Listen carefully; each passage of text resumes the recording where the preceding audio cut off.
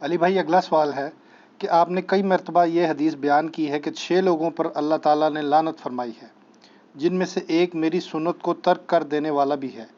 چنانچہ اس دن میں جو لوگ فرض نماز سے جڑی ہوئی 12 سنت موقدہ چھوڑ دیتے ہیں، کیا وہ لوگ لعنت کے مستحق نہیں قرار پائیں گے؟ وضاحت فرما دیں۔ مجھے اس سوال میں جو سمیل آ رہی ہے وہ آپ لوگوں کو بھی آ گئی ہوگی بیسیکلی، جو وہ کہنا چاہ رہے ہیں۔ ہمارا ایک کلپ اپلوڈ ہوا تھا کہ جو لوگ نماز نہیں پڑھ سکتے سنتوں کے ساتھ، جن کو صرف عشاء کی 17 رکعتیں بتائی گئی ہیں، تو ان کو بتایا تھا ہم نے دن رات میں تو ٹوٹل رکعتیں 17 ہیں جن کی پوچھ آپ سے ہونی ہے، 2 فجر کی، 4 ظہر کی، 4 عصر، 3 مغرب، 4 عشاء۔ وطر اور سنت موقدہ یہ سب سنت عبادات ہیں، بلکہ نفلی عبادات ہیں۔ سنت جب ہم کسی کے اوپر بول رہے ہوتے ہیں تو اس سے مراد طریقہ ہوتا ہے۔ آپ قرآن و سنت میں اللہ تعالیٰ نے سنت کا لفظ اپنے لیے بھی استعمال کیا، سنت اللہ، کیا مطلب؟ اللہ کا طریقہ۔ یہ نہیں ہے کہ اللہ نے کچھ خود کر کے بتایا کوئی عبادت کا طریقہ، نہیں، اللہ تعالیٰ جو ڈیسیژن کرتا ہے، جس طریقے سے معاملات کو لے کے چلتا ہے، اس طرح نبی علیہ السلام کا بھی طریقہ کار ہے۔ جیسے نماز کا ہم کہتے ہیں سنت طریقہ، جیسے نبی علیہ السلام نے قیام کس طرح کیا، ہاتھ کیسے باندھے، رکوع میں کیسے کیا، تشہد میں کیسے بیٹھے، یہ سب کی سب طریقہ، ان معنوں میں یہ بات ہو رہی ہوتی ہے۔ تو نبی علیہ السلام، اسی کو آپ سنت ابراہیمی بھی کہتے ہیں، جو ہم کہتے ہیں کہ سنت قرآن سے بھی مقدم ہے۔ مقدم سے مراد ہے کہ قرآن سے پہلے ہے۔ قرآن میں تو بعد میں نازل ہوا نا، الحج اشہر معلومات، حج کے مہینے سب کو معلوم ہے، تو اس کا مطلب ہے حج کے مہینے قرآن نازل ہونے سے پہلے ہی لوگوں کو معلوم تھے۔ ذیقعدہ، شوال، ذیقعدہ اور ذوالحجہ، کیونکہ شوال سے ہی لوگ نکل پڑتے تھے، دور دراز کے علاقوں کے لوگ، یہ 3 مہینے حج کے مہینے تھے۔ تو سنت ابراہیمی چل رہی تھی، وہاں جہاں پہ غلطیاں تھیں وہ اللہ نے دور کر دی۔ تو سنت کہتے ہیں طریقے کو۔ نبی علیہ السلام کا ایک مبارک طریقہ ہے، صحابہ کرام کا ایک طریقہ ہے جو نبی علیہ السلام سے انہوں نے سیکھا، اس طریقے سے وہ آگے ٹرانسفر ہوا۔ تو اب رہا یہ مسئلہ کہ یہ جو حدیث میں 6 لوگوں پہ اللہ کی لعنت ہے، اس میں تارک سنت کی بات آئی ہے، جو سنت کو ترک کرنے والا ہے۔ اور عربی لنگوسٹک میں اگر آپ سنت کو ترک کا معنی لینا تو یہ ہوتا ہے اس راستے کو چھوڑ دینے والا۔ اچھا، اگر آپ اس کا خدا نخواستہ یہ معنی لیں گے کہ نبی علیہ السلام کے جتنے بھی اعمال ہیں، چونکہ وہ سنت کی کیٹیگری میں تو فال کرتے ہیں، جیسے تہمد پہننا نبی علیہ السلام کا طریقہ تو ہے۔ اب کوئی شخص یہ کہہ سکتا ہے جو تہمد نہ پہنے وہ تارک سنت ہے اور اس پہ اللہ کی لعنت ہے۔ یہ حدیث جامعہ ترمذی میں ہے کہ 6 لوگوں پہ اللہ کی لعنت ہے۔ ترمذی والی روایت کمزور ہے، باقی کتابوں میں اس کی اسناد موجود ہے۔ مشکات میں 109 نمبر حدیث ہے، اور اس میں ایک وہ بندہ بھی ہے جو میرے اہل بیت کی توہین کرے، وہ بھی شامل ہے۔ تو کئی لوگ داڑھیاں پگڑیاں رکھ کے بھی اہل بیت کی توہین کر رہے ہیں، تو لعنتی وہ بھی ہوئے ہیں، تو ان کی داڑھی پگڑیاں ان کے کام نہیں آنی ہے۔ ایک اس میں آخری ہے جو تارک سنت ہے، سنت کو حقیر سمجھ کے چھوڑنے والا، سنت سے نفرت کی وجہ سے سنت کو چھوڑنے والا۔ ایک تفسیر اس کی بنے گی جو محدثین نے کی ہے۔ دوسری یہ ہے کہ اس سنت سے مراد وہ سنت ہے جو سنت واجبہ ہیں، یا وہ سنتیں جو فرائض میں شامل ہیں۔ فجر کی نماز پڑھنا سنت ہے کہ نہیں؟ اپنی انٹینسٹی میں فجر کے 2 فرض ہیں، لیکن طریقے میں جائیں تو حضور کی سنت ہے نا؟ تو فجر کے 2 فرض وہ سنت ہے جس کو ترک کرنے والا لعنت کا مستحق ہے۔ تہمد وہ سنت نہیں ہے جس کو ترک کرنے والا سنت تارک سنت آئے گا۔ تو یہ 3 مفہوم بن جائیں گے۔ ایک ہو جائے گا حضور کا طریقہ، اس کو چھوڑنے والا حقیر سمجھ کے، نفرت کر کے۔ اگر کوئی تہمت سے نفرت کرے گا اس پہ لعنت فٹ ہو جائے گی۔ دوسرا یہ ہے کہ وہ کام تو فرض کر رہا تھا لیکن سنت طریقے پہ نہیں کر رہا تھا۔ نبی علیہ السلام نے ایک نماز کا طریقہ تعلیم فرمایا، جس طرح کہ صحیح بخاری میں آتا ہے، سیدنا معاذ ابن جبل تھے یا حذیفہ ابن یمان تھے، جنہوں نے ایک شخص کو دیکھا بڑا تیزی سے نماز پڑھ رہا تھا، حذیفہ ابن یمان۔ انہوں نے کہا تو اس طرح ہی نماز پڑھتا رہا تو اس طریقے پہ نہیں مرے گا جو محمد صلی اللہ علیہ وآلہ وسلم کو اللہ نے تعلیم فرمایا۔ نماز تو وہ پڑھ رہا تھا لیکن حضور کی طرح وہ سجدے اور رکوع نہیں کر رہا تھا۔ مسند احمد میں حدیث ہے سب سے برا چور وہ ہے جو نماز کا چور ہو، جو رکوع اور سجدے صحیح نہ کرتا ہو، یعنی ٹھونگے مارتا ہو، صحیح طریقے سے کمر نہ سیدھی کرتا ہو۔ تو دوسرا مفہوم یہ ہو گیا۔ نمبر 1 مفہوم کیا ہوا؟ سنت سے نفرت کرنے والا۔ نمبر 2 کام تو فرض کر رہا تھا لیکن سنت طریقے پہ نہیں کر رہا تھا، غلط طریقے پہ کر رہا ہے۔ ایک بندہ نماز میں ہاتھ سر پہ باندھنا شروع کر دے تو نماز تو وہ پڑھ رہا ہے لیکن سنت طریقے پہ نہیں، یہ کمر پہ باندھ لے۔ اور نمبر 3، ایسی سنت چھوڑنے والا جو سنت فرض تھی، چاہے حقیر سمجھ کے چھوڑا یا بغیر حقیر کے۔ ایک بندہ کہ میں نماز کو حقیر تو نہیں سمجھتا لیکن سستی کی وجہ سے نہیں پڑھتا، وہ بھی لعنتی ہے۔ صحیح مسلم میں حدیث ہے جس نے بندے کے کفر اور اسلام کے درمیان فرق کیا ہے؟ نماز۔ جامعہ ترمذی میں حدیث ہے جس نے جان بوجھ کے نماز چھوڑی گویا اس نے کفر کیا، من ترک الصلاۃ متعمدا فقد کفر۔ جامعہ ترمذی میں شقیق تابعی کا قول ہے کہ صحابہ کرام تارک نماز کے سوا کسی اور کے اوپر کفر کا فتویٰ نہیں لگاتے تھے، اور کفر کا فتویٰ تو قرآن میں آیا ہے، وَأَقِیمُوا الصَّلَاةَ وَلَا تَکُونُوا مِنَ الْمُشْرِکِینَ، سورہ الروم میں، نماز کو قائم رکھو اور مشرکین میں سے نہ ہو جاؤ۔ تو 3 طرح سے لوگ سنت کے حوالے سے لعنت کے مستحق ہوں گے۔ نمبر 1، کسی سنت سے نفرت کی وجہ سے چھوڑ دیں، حقیر سمجھ کے۔ پگڑی کوئی نہیں باندھتا، تارک سنت ہے، لعنتی نہیں ہوگا۔ ہاں اگر وہ پگڑی سے نفرت کرے گا تو اب وہ لعنتی ہو گیا۔ ویسے نہیں باندھتا، ٹھیک ہے، حضور نے اسے سنت واجبہ ڈکلیئر نہیں کیا۔ سنت کو حقیر سمجھ کے چھوڑنے والا۔ دوسرا، فرض کام کر رہا تھا لیکن سنت طریقے پہ نہیں کر رہا تھا، وہ بھی لعنت کا مستحق۔ اور نمبر 3، وہ سنتیں جو حضور نے فرض کے طور پہ تعلیم فرمائی ہیں، دین میں ضروری جاری کی ہیں اور اس کے چھوڑنے پہ وعید بتائی ہے، اس کو چھوڑنے والا بھی لعنتی ہوگا۔ اب آ جائیں یہ فرض کی جو 12 سنتیں ہیں، کس ضعیف حدیث کے اندر صحیح تو ہے ہی نہیں ہے یہ 12 سنتیں چھوڑنے والے کے اوپر حضور کی کوئی وعید موجود ہے؟ ہاں، اس کا تو اسلوب بھی بالکل ڈیفرنٹ ہے، بخاری و مسلم دونوں میں موجود ہے۔ نبی علیہ السلام نے فرمایا جو فرض کے سوا 12 رکعتیں قائم رکھے گا اللہ تعالیٰ اسے جنت میں محل عطا فرمائے گا۔ یہ ہے فضیلت۔ وعید بتائیں کدھر ہے؟ وعید ہم آپ کو بتاتے ہیں۔ ہاں جی جناب، اب آ جائیں آپ اس مثال کی طرف کہ کون سی ایسی سنتیں ہیں کہ جن کو ترک کرنے والا لعنت کا مستحق ہوگا۔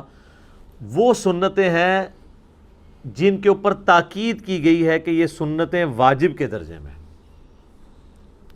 جس میں مسلمان مردوں کے لیے ٹاپ آف دا لسٹ داڑھی کی سنت ہے، کیونکہ اس کی اصل اور جڑ موجود ہے سورۃ النساء آیت نمبر 119 میں کہ شیطان نے کہا تھا وَلَآمُرَنَّهُمْ فَلَيُغَيِّرُنَّ خَلْقَ اللَّهِ، اے اللہ میں تیری مخلوق کو ابھاروں گا کہ وہ تیری بنائی ہوئی تخلیق کو بدلیں گے۔ یعنی اللہ نے بنایا اس کو مرد لیکن وہ عورت بننے کی کوشش کرے، کیونکہ عورت کی تو داڑھی نہیں اللہ نے اگائی، مرد کی اڑائی ہے۔ لہٰذا یہ جو داڑھی اگی ہوئی ہے اللہ کی طرف سے مرد کے لیے، اس کو ریموو کرنا اللہ کی طرف سے بنائی ہوئی تخلیق کو بدلنا ہے۔ لیکن یاد رکھیے گا بعض چیزیں جو تخلیق بدلنے والی ہیں وہ سنت میں اور فطرت میں داخل ہیں، جس طرح ختنہ کروانا، مونچھیں پست کرنا، داڑھی بڑھانا، مسلم شریف میں آتا ہے۔ بخاری مسلم میں تو جو متفق علیہ حدیث ہے اس میں تو مونچھیں پست کرنا، زیر ناف بالوں کو صاف کرنا، ناخنوں کو کاٹنا، بغلوں کے بال اکھیڑنا یا کاٹنا اور مونچھوں کو پست کرنا۔ اب ختنے میں بھی آپ تخلیق کو بدل رہے ہوتے ہیں لیکن وہاں پہ اس کو بدلنا سنت ہے۔ داڑھی کے کیس میں وہ پھر دوسری چیز آ جائے گی کہ مرد کو اللہ نے داڑھی دی ہے، آپ اس کو بدل دیں، عورت کو اللہ نے داڑھی نہیں دی ہے۔ اسی لیے کہا جاتا ہے کہ عورت کے اگر داڑھی کے بال نکل بھی ہیں تو وہ بال ریموو کر سکتی ہے، داڑھی کے آئی بروز نہیں کر سکتی۔ اس کے اوپر وہ حدیث لگے گی بخاری مسلم کی کہ نبی علیہ السلام نے لعنت فرمائی ان عورتوں پہ جو چہرے کے بال اکھاڑیں، دانتوں میں گیپ بنوائیں یا ٹیٹو بنوائیں، جو میں نے پچھلی دفعہ ڈسکس کیا تھا۔ تو ظاہر ہے مرد بھی اس میں داخل ہے، یہ نہیں ہے کہ اب وہ عورتوں کے لیے حدیث ہے، وہ جنرل حدیث ہے، جو بھی وہ کام کرے گا اس کے اوپر اپلائی ہو رہی ہوگی۔ تو داڑھی بھی تخلیق کو بدلنا ہے، اس لیے داڑھی مونڈنے والا بھی اسی کیٹیگری کے اندر فال کرے گا۔ تو اب یہ وہ سنت ہے جو تاکیدی سنت ہے، تمام مکاتب فکر، بلکہ میں کہتا ہوں داڑھی وہ سنت ہے جو دنیا کے تمام مذاہب کے اندر ریلیجن کی پہچان مانی جاتی ہے،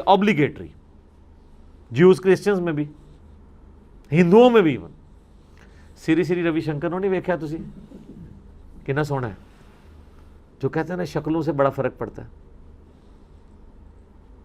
at least doctor Zakir Naik سے اسے کمپیئر کریں وہ زیادہ خوبصورت ہے. میں یعنی شکل و صورت کی بات کر رہا ہوں, عقیدے کی خوبصورتی نہیں. عقیدے کی خوبصورتی میں تو ہو سکتا ہے وہ ڈاکٹر ذاکر نائک کے جو مخالفین ہیں وہ تو عقیدے کی خوبصورتی میں بھی اسے بہتر سمجھتے ہوں. وہ ظاہر دشمنی پہ اتر آئیں گے نا, جس طرح قرآن میں آتا ہے مشرکین عرب جو تھے یہودی ان کے بارے میں کہتے تھے مسلمانوں سے تو یہ بہتر ہے. حالانکہ مشرکین عرب موسیٰ علیہ السلام کو نہیں مانتے تھے, لیکن دشمنی اس لیول پہ تھی کہ وہ یہ بھول گئے کہ مسلمان کم از کم موسیٰ علیہ السلام کو تو مانتے ہیں. وہ کہتے ہیں نہیں, مشرکین عرب سے بھی یہ بدتر لوگ ہیں, نعوذ باللہ من ذالک. تو یہ وہ سنت ہے جس کے اوپر وعید ہے. اب جن سنتوں کے اوپر وعید نہیں ہے, مثلا زلفیں رکھنا, کسی حدیث میں نہیں ملتا کہ جو زلفیں نہیں رکھے گا اس کے ساتھ یہ ہو جائے گا. الٹا سنن ابی داؤد میں ملتا ہے کہ مولا علی علیہ السلام کہتے ہیں جب سے میں نے رسول اللہ سے سنا صلی اللہ علیہ وآلہ وسلم, جو غسل کرے اس حال میں کہ اس کے جسم میں کوئی کھال میں یا بال میں حصہ خشک رہ جائے تو اسے عذاب دیا جائے گا. تو مولا علی کہتے ہیں 3 دفعہ فرمایا میں نے اپنے سر کے ساتھ دشمنی کی, میں نے اپنے سر کے ساتھ دشمنی کی, میں نے اپنے سر کے ساتھ دشمنی کی, اور بال ریموو کروا دیے. اب ان کو کوئی کہہ سکتا ہے کہ نبی علیہ السلام نے تو پوری زندگی سر پہ پورے بال رکھے ہیں, آپ صلی اللہ علیہ وآلہ وسلم نے کبھی بھی مستقل حلق نہیں کروایا, حج اور عمرے پہ ہی کروایا. تو اب اس سنت کے تارک کے اوپر تو وہ چیز فٹ نہیں ہوگی, اگرچہ یہ سنت کا ترک یہ بھی ہو رہا ہے کیونکہ دائمہ متواترہ سنت تو زلفیں رکھنا ہی ہے, لیکن اس کے اوپر نہ رکھنے کے اوپر وعید کوئی نہیں ہے. وعید ہے داڑھی والی سنت کے اوپر. اب اس کو لے آئیں آپ نماز کے اندر جو سنتیں ہیں اس کے اندر کون سی وعید آئی ہوئی ہے؟ اس میں تو بخاری مسلم میں آتا ہے جو فرض کے علاوہ 12 رکعتیں پڑھ لے گا اسے جنت میں اللہ تعالیٰ محل دے گا. ایک فضیلت کی بات ہے, اور جو نہیں پڑھے گا ظاہر اسے نہیں ملے گا. That's all. فرض نماز کافی ہے. اور اس کو سپورٹیو حدیث جو ہم اکثر پیش کرتے ہیں, بخاری مسلم دونوں میں حدیث ہے. اہل نجد میں سے ایک اعرابی شخص نبی اسلام کی خدمت میں حاضر ہوا اور اس نے کہا یا رسول اللہ مجھے اسلام کے بارے میں بتائیں کیا ہے. تو آپ صلی اللہ علیہ وآلہ وسلم نے فرمایا کہ تم گواہی دو اس بات کی کہ اللہ کے سوا کوئی معبود نہیں, محمد صلی اللہ علیہ وآلہ وسلم اس کے رسول ہیں. اس کے بعد فرض نماز کو قائم رکھو. اس نے آگے سے پوچھا صرف فرض کو؟ آپ فرمایا الا یہ کہ تم نفل نماز بھی پڑھ لو. یعنی اس کے اندر نفلی نماز, نفل ان عربی میں کہتے ہیں اضافی کو ہیں. سر اس کا مطلب ہی اضافی ہے. نفل عربی میں کہتے ہیں اضافی کو, اسی لیے انفال جو ہے مال غنیمت کو کہا جاتا ہے کہ وہ اضافی مال ہے جو آپ کو مل گیا ہے. آپ کا مقصد دشمنوں کا مال لوٹنا نہیں تھا, اللہ کے لیے ان سے جنگ کرنا تھا, مال تو بونس میں مل گیا. سورۃ الانفال آئی ہے نا. پھر کہا کہ فرض روزے قائم رکھو, ہاں مگر یہ کہ کبھی تم نفلی روزے رکھنا چاہو. فرض زکوٰۃ ادا کرو, ہاں یہ کہ کبھی تم نفلی صدقہ کرنا چاہو. تو اس نے کہا یا رسول اللہ علیہ وسلم جو آپ نے مجھے بتایا نہ میں اس میں کمی کروں گا نہ زیادتی. تو جب وہ مڑا تو آپ علیہ السلام فرمایا اگر یہ اپنی بات پہ قائم رہا تو کامیاب ہو گیا. اور ایک اور حدیث بخاری مسلم میں آتی ہے کہ نبی علیہ السلام نے کہا کہ فرض نماز قائم رکھ, فرض زکوٰۃ دے, فرض روزے رکھ. اس نے کہا یا رسول اللہ نہ میں کمی کروں گا نہ زیادتی. تو آپ علیہ السلام جب وہ مڑا تو آپ فرمایا کسی نے اگر کوئی جنتی شخص دیکھنا تو اس کو دیکھ لو. تو فرض نماز تھی. فرض نماز تو وہی ہے جسے عموماً فرض نماز کہا جاتا ہے. اب انہوں جو رکھتے ہیں جوڑی ہوئی ہیں ساتھ, پھر اس میں مؤکدہ بھی ہیں غیر مؤکدہ بھی ہیں. کتنی ہیں یہ بھی فقہ کی ٹرم میں, عربی میں 2 ہی چیزیں ہیں حدیث کی ٹرم میں, فرض نماز اور نفل نماز. نفل ان اضافی, فرض وہ. نفل ان میں اب آپ کی سنت مؤکدہ بھی ہے غیر مؤکدہ بھی ہے. واجب جس کو یہ کہہ رہے ہیں وطر, وہ بھی جو ہے وہ سنت مؤکدہ میں, سنن دارمی میں, سنن کبریٰ البیہقی میں, باقی کتابوں میں موجود ہے مولا علی کا قول کہ وطر سنت ہیں سنت ہیں سنت ہیں لیکن انہیں مت چھوڑو. یعنی سنت یعنی حضور کا طریقہ تو ہے, اور اس اعتبار سے وہ کہہ رہے ہیں یہ سنت کی کیٹیگری میں فال کرتا ہے اپنی انٹینسٹی کے مطابق, تو اسے مت چھوڑنا. لیکن اسے مت چھوڑو مراد یہ کہ فرض تو نہیں ہے لیکن یہ تاکیدی سنت ہے, اس پہ عمل کر لو. وعید پھر بھی کوئی نہیں. تو لہٰذا جو سنت مؤکدہ تاکید کی گئی سنتیں ہیں, ہماری کوشش ہوتی ہے ہم اسے پڑھیں. کبھی کبھار کبھی کوئی علمی مصروفیت کی وجہ سے چھوڑنی پڑ جائیں یا کبھی سفر کی وجہ سے, وہ ایک علیحدہ چیز ہے. ادروائز عموماً کوشش ہوتی ہے کہ سنتیں بھی پڑھی جائیں. لیکن اگر کوئی چھوڑ بھی دیتا ہے, اس کے اوپر کوئی وعید نہیں ہے, کوئی وہ حرام کا مرتکب نہیں ہے, وہ کوئی لعنت کا مرتکب نہیں ہے, ورنہ آپ نے جب اصول ایک طے کیا ہے پھر آپ چھوٹی چھوٹی سنتوں کے اوپر بھی وعیدیں لگائیں گے. ہاں بعض سنتیں ایسی ہیں جو طریقے کے طور پہ آپ علیہ السلام نے تعلیم فرمائی اور اس کے ساتھ وعید بھی کہہ دی. مثلا صحیح مسلم میں حدیث ہے کہ دائیں ہاتھ سے کھانا کھاؤ, بائیں ہاتھ سے شیطان کھاتا ہے. اب یہ وعید آ گیا کہ یہ شیطانی طریقہ ہے. جب شیطانی طریقہ ہوگا خود ہی لعنت کا مستحق ہو جائے گا. اور مسلم شریف میں ایک حدیث ہے, نبی علیہ السلام نے ایک بندے کو دیکھا بائیں ہاتھ سے کھانا کھا رہا ہے, آپ نے فرمایا دائیں ہاتھ سے کھا. تو اس نے اپنی وہ جس کو کہتے ہیں شرمندگی بچانے کے لیے کہا کہ میرا تو دائیں ہاتھ کام نہیں کرتا. تو آپ کی مبارک زبان سے الفاظ نکلے کہ پھر دائیں ہاتھ تیرا نہ ہی اٹھے. وہ ایک آدھ کو تو ایگزامپل بنایا جاتا نا وعید میں, تو اس کے ہاتھ پہ اسی ٹائم فالج گرا, اس کا ہاتھ پھر کبھی منہ تک نہیں پہنچا. اس نے نبی کے ساتھ غلط بیانی کی تھی. سنن ابن ماجہ میں ایک حدیث ہے کہ نبی علیہ السلام نے فرمایا کہ دائیں ہاتھ سے کھانا کھاؤ اور لین دین بھی دائیں ہاتھ کے ساتھ کرو. اب یہ جو لین دین والا مسئلہ ہے نا, یہ ان باتوں میں تو ٹھیک ہے جہاں پہ آپ کے اوپر تردد نہیں ہے, لیکن جہاں پہ تردد آئے گا لا یکلف اللہ نفسا الا وسعها. اگر ایک شخص ہے ہی لیفٹی ہے نیچرلی اور کوئی وزنی چیز اس نے کسی کے ہینڈ اوور کرنی ہے, تو بجائے اس کے کہ وہ لیفٹی دائیں ہاتھ سے اٹھا کے اگلے بندے کو دیتے ہوئے اس کے پاؤں پہ ہی گرا دے اور اس کا پاؤں ہی زخمی کر دے, اس سے تو بہتر ہے کہ وہ دائیں ہاتھ سے اٹھا کے دے. ہاں نوٹوں کا لین دین کرنا ہے, کوئی پاؤ کی 1 کلو کی 1.5 کلو کی چیز ہے وہ آپ دائیں ہاتھ سے ایک لیفٹی کر لے. لیکن اب اگر اس نے باقی وزنی چیزیں اس سے اٹھانی شروع کر دی ہیں, یا وہ اب ہے تو وہ لیفٹی ہے اور وہ کوشش کرے کہ جی وہ دائیں ہاتھ سے جانور قربان کرنا سنت ہے, اور وہ پکڑ لے دائیں ہاتھ کے اندر, اتنی دیر میں جانور ہی بھاگ جائے اس کے نیچے سے, کیونکہ وہ تو صحیح بخاری مسلم میں موجود ہے نا کہ اپنی چھری کو تیز کرو اور جانور کو آرام پہنچاؤ. اب یہ تو نہیں ہونا چاہیے کہ آپ نے جو ہے وہ لیفٹی ہے تو اب آپ دائیں ہاتھ میں پکڑ رہے ہیں, پھر تو آپ سے جانور نہیں ذبح ہونا. وہ ایک بڑی ایک ایکٹیویٹی ہے, پوری اٹینٹیو ہو کے کرنی پڑتی ہے. تو یہ وعیدیں فٹ کرتے وقت ذرا احتیاط کرنی چاہیے. اور یہ جتنے لوگ کر رہے ہوتے ہیں یہ جاہل علماء ہوتے ہیں. بڑے علماء یہ حرکت کبھی نہیں کرتے, انہیں دین کے اصول اور مبادی پتہ ہے. اسی لیے جب وہ باتیں کرتے ہیں نا, جب ان کے اپنی دم پہ پاؤں آتا ہے نا, پھر آپ کو پیورلی علمی باتیں وہ کرتے ہوئے نظر آئیں گے. جس طرح یہ بھی آج کل جلالی صاحب کو آپ دیکھیں, وہ لگ رہا ہے جی پیور علمی باتیں کر رہے ہیں, وہ تو بھول گئے آپ کے وہ بریلوی بھی تھے. ہر چیز کو علم کی کیٹیگری میں لے کے آ رہے ہیں. حتیٰ کہ بریلویت سے جو ہمارا سب سے بڑا اختلاف ہے کہ انہوں نے قرآن کی ہر آیات کے بارے میں یہ کہنا شروع کر دیا یہ یہودیوں کے بارے میں, یہ کافروں کے بارے میں, یہ آپ ہمیں نہ فٹ کرو.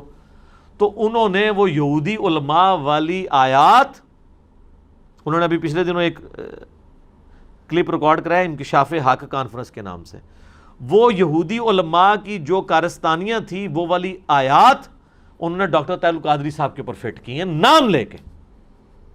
اور پھر انہوں نے کہا کہ کوئی مجھے یہ نہ کہے کہ یہ یہودیوں کے بارے میں نازل ہوئی ہے, اگر یہ آپ کہیں گے تو میں بتاؤں گا یہ قرآن کی آیات میں اللہ نے ایک کریکٹر بتایا ہے, وہ کریکٹر اس زمانے میں بھی تھا آج بھی ہے. سبحان اللہ. پلاوے اس ویلے دا جدو تواڈے خراب بریلوی ہوئے نے تسی علمی گلاں کرنی شروع کرتی ہیں. ویسے جو تسی حرکت کی ہے بہت بری حرکت کی ہے کہ جب مانگ رہی تھیں خطا پر تھیں, بیڑا غرق تیرا جو توبہ نہ کرے تھے. ٹھیک ہے, تو میں ابھی اس کے اوپر نہیں بول رہا, شاید بولوں بھی نہ, لیکن جب موقع ملے گا تو میں پھر انشاءاللہ اس معاملے پہ, کیونکہ بریلوی ابھی خود ہی ابھی انٹرنل جنگ اپنی بڑے اچھے طریقے سے لڑ رہے ہیں. سعید اسد صاحب اور عرفان شاہ مشدی صاحب, ان میں ناسبیت گھس آئی تھی, شکر ہے اس واقعے کی برکت سے وہ بھی اب جلالی صاحب کو مناظرے کا چیلنج کر رہے ہیں. تو یہ تو بڑی خوشائن بات ہے جو ان کے پیر خانے سے ہیں, عرفان شاہ مشدی صاحب. یہ دو ہی مناظر ہیں نا بریلویوں کے پاس, سعید اسد صاحب اور عرفان شاہ مشدی صاحب, سینئر مناظرین میں سے. تو میں نے ویسے یہ ساتھ ایک ریلیٹڈ بات کی. تو یہ علمی بحث سے جب ہو رہی ہوتی ہے نا فوراً یہ باتیں نا. اور میں آپ کو بتاؤں الیاس قادری صاحب جو چھوٹی چھوٹی سنتوں پہ زور دیتے تھے, ہم خود بھی دعوت اسلامی میں رہے ہیں, اس وقت بریلوی علماء جو ان کے اپنے مکتب فکر کے تھے, ان کا الیاس قادری صاحب پہ نمبر 1 اعتراض, اور اگر میں کہوں کہ دی اونلی اعتراض ہوتا تھا نا, وہ ایک ہی تھا کہ اس نے سنتوں کو فرض بنا دیا ہے. ان کو اور کوئی غرض نہیں تھی. بریلوی کو کیا گرین کلر کی پگڑی سے چڑ ہوگی؟ نہیں. یلو چپل سے؟ نہیں. مسواک لگانے سے؟ نہیں. سفید کرتا شلوار پہننے سے؟ نہیں. تعلیمات سے وہ تو بریلویت کی ساری تعلیمات پیش کر رہے ہیں. دعوت اسلامی کی کوئی ایک چیز ایسی نہیں تھی جس سے بریلوی علماء کو اختلاف ہو، سوائے اس کے کہ انہوں نے چھوٹی چھوٹی سنتوں کو فرض کے درجے پہ کر دیا ہے. اس کا نقصان یہ ہو رہا تھا کہ دعوت اسلامی میں جو نوجوان جاتا تھا وہ یہ سمجھتا تھا میں با عمل ہوں اور علماء بے عمل ہیں. اور وہ بے عملی کس کو کہتے تھے؟ کہ اس عالم نے زلفیں نہیں رکھی ہوئی ہیں، یہ عالم جو ہے وہ کالر والا سوٹ پہنتا ہے، وہ جو دوسرا کالر ہے وہ یہ والا پہنتے ہیں نا دعوت اسلامی والے. اس عالم نے جو ہے نا کرتا نہیں پہنا ہوا، وہ کف والا جوڑا پہنا ہوا ہے. اس عالم نے کرتا نیچے سے چکور والا نہیں پہنا ہوا، زمین گول ہے اور یہ گول والی قمیض پہنتا ہے. دنیا میں مبتلا ہو گیا. حالانکہ اس میں سے کوئی بھی چیز ایسی نہیں ہے جس کی بنیاد کے اوپر آپ کسی کو حرام کا یا گناہ. میں کتنا سر ڈھانپنے پہ ٹوپی پہ زور دیتا ہوں، لیکن آپ کبھی نہیں دکھائیں گے کہ میں نے کبھی نہ اپنی نجی محفل میں نہ کبھی ویڈیو ریکارڈنگ میں کہا ہو کہ جو ننگے سر ہوتا ہے اس کی نماز ہی قبول نہیں ہے. ہاں میں یہ ضرور کہتا ہوں کہ ہمیں ننگے سر سے پرہیز کرنا چاہیے، لیکن مجھے یہ پتہ ہوتا ہے، مجھے خوف خدا ہے کہ یار جس جرم کی انٹینسٹی جس لیول کی ہے میں نے اس سے آگے نہیں بڑھنا. اور یہ تو خیر جرم بھی نہیں ہے، میں جرم کا لفظ بھی نہیں اس کے اوپر بولتا. تو جو گناہ ہے وہ گناہ ہے، جو گناہ نہیں ہے وہ گناہ نہیں ہے. اب صحیح بخاری مسلم میں آتا ہے، اما عائشہ کہتی ہیں نبی علیہ السلام اپنا ہر کام دائیں طرف سے شروع کرتے تھے، حتیٰ کہ قمیض کی جب آستین بھی پہنتے تو پہلے دائیں والی پھر بائیں والی. اب اگر کوئی شخص بائیں والی پہلے پہن لیتا ہے تو آپ کیا کہیں گے؟ اس کو تارک سنت ہے، لعنت کا مستحق ہے؟ نہیں. نبی علیہ السلام کو کدو پسند تھا. اب ایک شخص کہتا ہے نہیں مجھے کدو سے زیادہ بھنڈی پسند ہے، آپ اسے تارک سنت اور لعنت کا مستحق کہیں گے؟ اس طرح تو نہیں ہوگا، اس طرح تو کچھ بھی نہیں ہونا. اس کی اگر آپ ایکویشن بنانا شروع کریں گے تو کوئی صحابی نہیں بچے گا.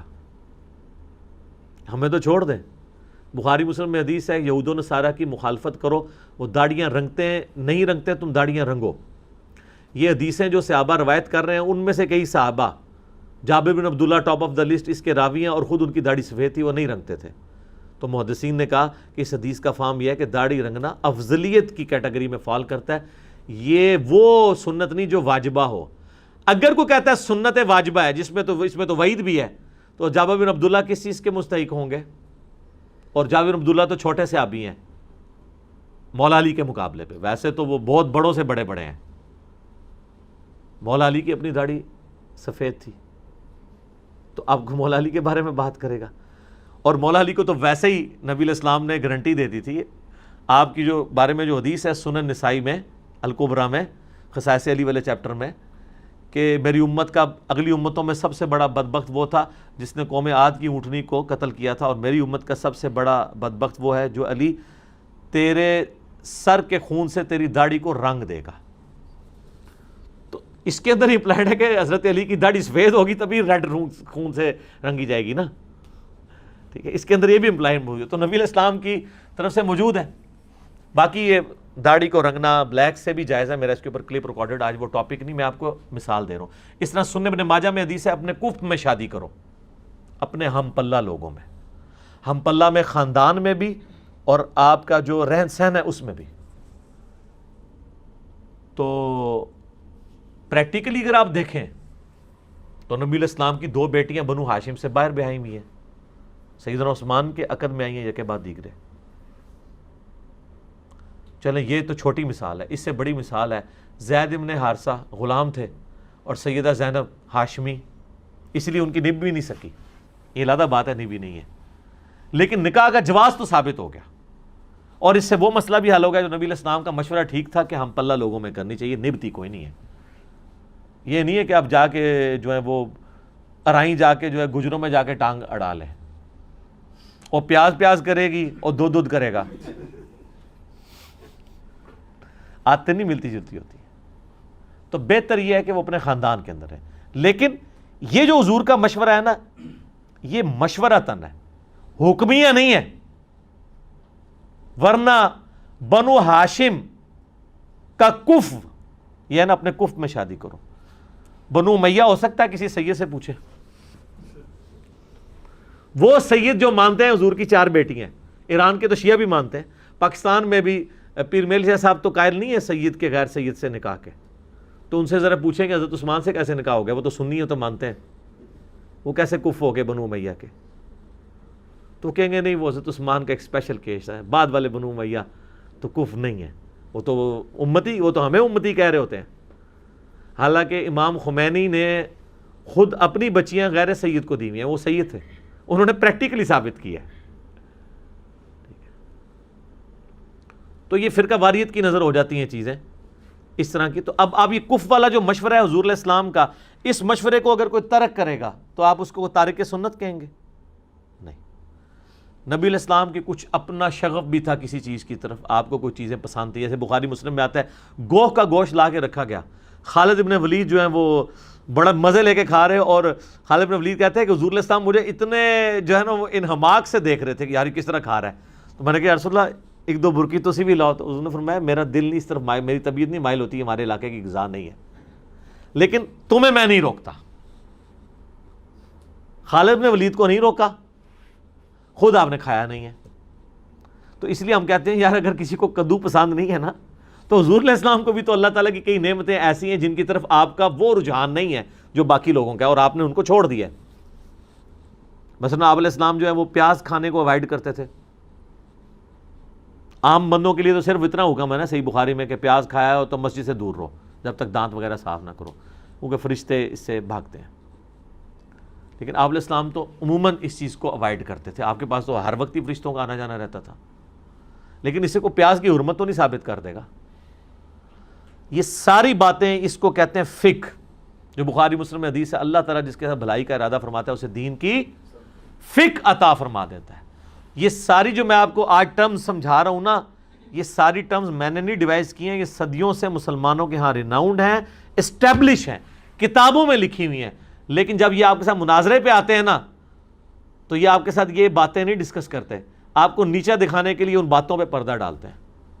واللہ ہمارے ساتھ آگے کوئی بندہ ڈسکشن کرتا ہے نا, عام آدمی, مولوی کو تو ہم منہ ہی نہیں لگاتے, وہ تو فائدہ ہی نہیں ہے. تو میں نے کبھی کوشش نہیں کی ہے کہ میں اس کو نیچا دکھاؤں اس اعتبار سے. میں اس کے حق کی دلیل بھی اس کے سامنے رکھ کے اس کو پہلے ہی جواب دیتا ہوں کہ بھئی تمہارے حق میں یہ چیز ہے, لیکن اس کا یہ میں جواب دوں گا. یہ کیا کرتے ہیں, اپنے حق کی باتیں جو ہوتی ہیں وہ بیان کر دیتے ہیں, دوسرے والی چھپا ہی دیتے ہیں, کہیں اس کو پتہ نہ چل جائے تو پھر یہ تو میرے اوپر کر دے گا. تو یہ کس کو دھوکہ دے رہے ہوتے ہیں, بے ایمانی کر رہے ہوتے ہیں. ٹیچر کا ایک کام ہے کہ وہ ہر اینگل سے چیزوں کو کلیئر کرے. یہی وجہ ہے میرے بھائی, ہمارے کلپس جب اپلوڈ ہوتے ہیں لوگ کہتے ہیں یار یہ کلپ آپ کسی پڑھے لکھے بندے کو سنائیں, ان پڑھ کو سنائیں, مولوی کو سنائیں, غیر مولوی کو, سمجھ لگ رہی یار بندہ بات یار بالکل ٹھیک کر رہا ہے, بڑی بیلنس ہے, دماغ میں بیٹھتی ہے, سمجھ آتی ہے. کیوں سر, سیدھی گل جڑی ہے وہ بہندی ہے دماغ پہ. جب آپ ہر بات کو الٹے طریقے سے کریں گے, اٹھو مت بیٹھو, وہ تو سمجھ نہیں کسی کو آنی ہے. جو بارے شریعت میں لکھا ہے کہ قبروں کا طواف تعظیمی حرام ہے, لیکن برکت کے لیے گردے مزار پھیرے تو کوئی حرج نہیں. اب اس جملے سے کسی کو کیا سمجھ آئے گی؟ Dual statement. عوام کے سامنے نہ کریں. ہاں, عوام کے سامنے نہ کریں, خواص کے سامنے کر لیں, یہ بھی ساتھ لکھا ہوا ہے. یعنی اتنا پٹھا کام ہے جو عوام بھی سمجھ دیے کہ غلط ہو رہا ہے. اور یہ صرف بریلوی نہیں, دیوبندیوں نے المہند میں لکھا ہے, رہا بزرگوں کی قبروں اور سینوں سے فیض. پتہ نہیں بزرگ مطلب یہ میل بزرگ کی بات کر رہے ہیں یا فیمیل بزرگ کی بات کر رہے ہیں. ہوتا ہے یہ وہ بڑی عمر کی رضاعت کے قائل ہوں, میں اشارتاً بات کر رہا ہوں. رہا بزرگوں کے سینوں اور قبروں سے فیض, تو ہم اس کے قائل ہیں, لیکن اس طریقے پہ نہیں جو عوام میں ہے, بلکہ اس طریقے پہ جو خواص کو پتہ ہے. کیسی ڈیول سٹیٹمنٹ. اگر منکر چلا جائے گا اس کو کہیں گے تم اس پورشن کو دیکھو, دیکھو ہم نے کہا ہے کہ عوام طریقے پہ ہم بھی قائل نہیں ہیں, دیکھ لو ہم نے کب کہا یہ جائز ہے. اور اگر کوئی آ جائے گا کہ یہ آپ نے اس طریقے کو مطلب کنڈیم کیا, وہ کہیں گے نہیں ہم نے کہا ہے جائز ہے, جائز ہے, مانتے ہیں ہم بھی. اس طرح بریلوی عالم کے پاس کوئی بندہ چلا جائے گا, سر یہ آپ نے لکھا ہے کہ قبروں کا طواف تعظیمی حرام ہے, مطلب اتنے اتنے بزرگ دفن ہیں, وہ کہیں گے آگے بھی پڑھو نا کہ اگر برکت کے لیے گردے مزار پھرے تو حرج نہیں. اور اگر کوئی میرا جیسا بندہ چلا گیا کہ سر یہ آپ کیا کروا رہے ہیں لوگوں کو, قبروں کا طواف کروا رہے ہیں کہ آپ کہہ رہے ہیں برکت کے لیے پھرے, وہ تو طواف کریں گے. وہ کہیں گے دیکھیں ہم نے پیچھے بھی تو لکھا ہے, ہم نے لکھ دیا ہے, ہم نے پوری ایمانداری کی ہے کہ طواف حرام ہے. اب بندہ ہو جائے گا کنفیوز کہ یار یہ کیا, اسی میرے یوٹیوب پہ ایک کلپ ہے علماء ماموں کیسے بناتے ہیں، جس میں سنجے دت کی تصویر لگائی ہوئی ہے، اور تو ہمیں کوئی ملی نہیں ہے. علماء کی لگاتے تو انہوں نے کہا تھا ہمارے بزرگوں کی لگا دی ہے. تو ٹھیک ہے سر، ہم نے اسی کی لگائی ہے جس سے یہ ٹرینڈ عام ہوا ہے اس محاورے کا. تو یہ ان کی ڈوئل سٹیٹمنٹس ہوتی ہیں. یہ ایسی چلا مفتی منیب الرحمان صاحب حافظہ اللہ تعالی، ان سے بھرے مجمع میں جیو کی وہ جو چینل ہے ایک تو نیوز والا نا، دوسرا اس چینل کے اوپر پوچھا گیا جی امام کعبہ کے پیچھے نماز ہو جاتی ہے؟ سر اس کا جواب تھا ہو جاتی ہے یا نہیں ہوتی ہے. ایک عام بندہ تو یہ ایکسپیکٹ کر رہا ہے نا. میں آپ سے آگے پوچھوں کہ وضو کے بغیر نماز ہو جاتی ہے نہیں ہو جاتی، تو آپ کہیں گے نہیں ہوتی. یا اگر آپ کے نزدیک ہو جاتی ہے تو آپ کہیں گے جی اگر آپ کو یاد نہیں تھا یا آپ کے امام کا وضو نہیں تھا، آپ کو نہیں پتا تھا آپ کا، تو آپ کی ہو گئی، یہی کہیں گے نا. تیسرا تو کوئی جواب نہیں ہوگا. لیکن انہوں نے تیسرا جواب دیا کہ اگر آپ کا دل مانتا ہے تو ہو جائے گی، نہیں مانتا تو نہیں ہوگی. کیسا پیارا جواب ہے. یہ امام ہمیں کہتے ہیں ہمارے بزرگوں کی عزت نہیں کرتا، اور تم تو اللہ کے بنائے ہوئے امام کعبہ کی عزت نہیں کرتے ہو. وہ فرعون نے تو نہیں مان رکھا ہوا امام کعبہ، مسجد نبوی کا امام. ویسے تو آپ کہتے ہو بزرگوں کی حکم کے بغیر پرندہ نہیں جناب پر مار سکتا. تو جہاں سارے بزرگوں کے بڑے بزرگ دفن ہیں مدینہ شریف میں، نبی الاسلام اور صحابہ کرام، وہاں پہ مسجد نبوی کا امام جو ہے وہ نجدی گستاخ رسول ہے بقول آپ کے، وہ کیوں مسلط ہوا ہوا ہے اور اللہ کے گھر پہ ہوا ہوا ہے؟ تو یہ جواب کیسا ہے؟ یہ بڑا پرفیکٹ جواب ہے، تاکہ اگر کوئی بریلوی پوچھے کہ حضرت آپ نے یہ کیا کہہ دیا کہ دل مانے تو ہو جاتی ہے، آپ کو سیدھا سیدھا کہنا چاہیے نجدی ہیں، گستاخ رسول ہیں، اعلیٰ حضرت کے فتوے ہیں. اعلیٰ حضرت کے بیٹوں نے تو یہاں تک فتویٰ دیا ہے کہ جب تک سعودی حکومت ہے تو یہ حج بھی موقوف ہے، کیونکہ نجدیوں کی حکومت کو اس کا فائدہ ہوتا ہے. تو سر آپ کو تو سیدھا سیدھا کہنا چاہیے تھا گستاخ رسول ہیں، ان کی باتیں سامنے رکھنی چاہیے تھی. تو وہ کہیں گے کہ آپ نے غور سے نہیں سنا، میں نے کہا ہے کہ اگر دل مانے تو. اب آپ جیسا عاشق رسول کیا اس کا دل مانے گا ایسے بدبخت کے پیچھے نماز پڑھے؟ وہ کہا نہیں. تو میں نے یہی تو کہا ہے. اور اگر کوئی میرے جیسا بندہ چلا جائے گا اور کہے گا سر یہ آپ فرقہ واری چھوڑیں، مطلب جو کلمہ گویا آپ اس کے پیچھے نماز پڑھیں. اب یہ ویسے حقیقت بات ہے کہ یہ صرف ان کا قصور نہیں ہے، سعودی عرب کے علماء کا بھی یہ فتویٰ ہے کہ بریلویوں کے پیچھے نماز نہیں ہوتی ہے. یہ جو ان کے چپیڑ منہ پہ پڑی ہے تو ان کی اپنی حرکتوں کی وجہ سے پڑی ہے. دونوں ہی ایک جیسے ہی ہیں. یہ نہ سمجھے کہ میں کوئی ایک سائڈ پہ کھڑا ہوں. تو یہ سر آپ کیا فرقہ واری پھیلا رہے ہیں؟ ایک بندہ اتنا خرچہ کر کے حج عمرے کے لیے گیا ہے، وہاں جا کے بھی بغیر جماعت کے نماز پڑھے. اس کو ویسے اگر وہ 10,000 نمازوں کا ثواب ملنا تھا تو اس کو 27 سے ملٹیپلائی کر کے وہ تو 2,70,000 تک چلا جانا تھا. آپ کیوں اس کو ختم کر رہے ہیں؟ تو بتا کیا کہیں گے کہ میں نے تو یہ نہیں کہا کہ امام کعبہ کے پیچھے نماز نہیں ہوتی. دیکھیں میں نے کہا آپ کا دل مانے تو پڑھیں. کس بدبخت کا دل نہیں مانے گا کہ وہ امام کعبہ جو اللہ نے جس کو اپنے گھر میں جگہ دی ہے، جو اللہ کی مرضی سے ہے، اس کے پیچھے نماز نہ پڑھے؟ وہ تو اتنا خوش نصیب ہے امام. تو آپ بھی جناب قائل ہو جائیں گے. یہ جو حرکتیں کر رہے ہوتے ہیں نا، وہ ہم سمیل کر رہے ہوتے ہیں یہ کس اسٹیشن سے بول رہا ہے. آپ کو تو 10 سال تک ان کی سمیل نہیں آنی تھی اگر ہماری ویڈیوز نہ ہوتی. اب آپ کو فوراً پتہ چل جاتا ہے کہ یہ کس اسٹیشن سے بول رہے ہیں، فوراً. اس لیے ہمارے عام اسٹوڈنٹ جب ان علماء کے پاس جا کے بیٹھتے ہیں نا تو ان کے ہاتھوں بھول جاتے ہیں. آپ ہماری ویڈیوز کے نیچے لوگوں کے ذرا کامنٹس دیکھیں. وہ کہتے ہیں جی آج مفتی صاحب کو کہتے ہیں آج مفتی صاحب سے ملاقات ہوئی، فلاں سے ہوئی، تھوڑی سی بات کی ہم نے، جب بات رکھی تنو کنے دسیا ہے؟ سر سارے پتہ لگ گیا ہوں، تو جانے نہ جانے تو ہی نہ جانے. ٹھیک ہے نا جی، باقی تو سب جان چکے ہیں. تو بات کہاں سے کہاں نکل گئی؟ میں نے اس حوالے سے ڈیٹیل ڈسکشن اس لیے کی کہ تاکہ کوئی کسی کی تشنگی اس حوالے سے باقی نہ رہے. ٹھیک ہو گیا جی.